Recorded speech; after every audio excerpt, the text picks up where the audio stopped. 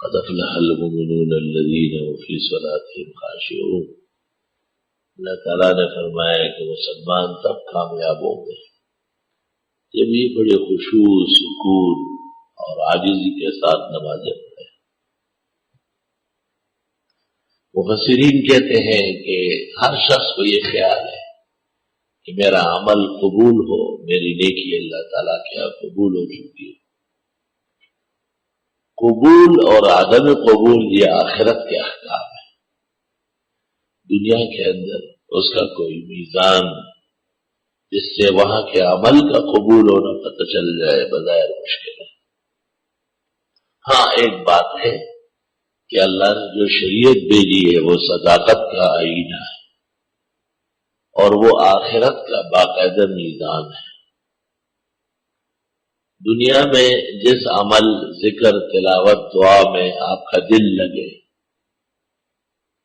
اور آپ کو سکون اور حز آنے لگے، یہ قرینہ کافیہ ہے کہ اللہ نے اس عمل کو پائیدار بنایا ہے، باقی رکھا ہے اور یہ آخرت کے ساز و سامان کا حصہ ہے۔ علماء فرماتے ہیں اگر کسی کو سکون نہ آئے تب بھی نماز فرض ہے، روزہ فرض ہے، زکوٰۃ دینا دل چاہے یا نہ چاہے ادائیگی فرض ہے، لیکن مومن کی حیثیت سے کچھ کوششیں ایسی ہیں کہ اگر وہ کی جائے تو جیسے بیمار کچھ کوشش کر لے کہ وقت پر دوا کھا لے اور پرہیز کر لے، عموماً دنیا میں دیکھا گیا کہ آرام آ جاتا ہے۔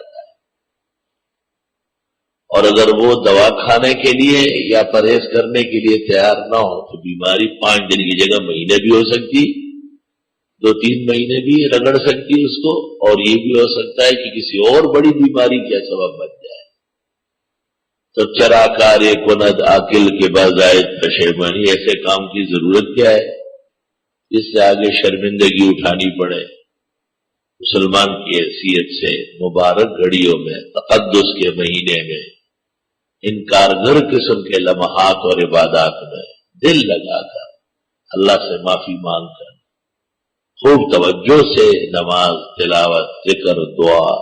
تراویح اور روزے کا تو ہر لمحہ اللہ تعالیٰ کے یہاں تقرب، خوشی اور رضوان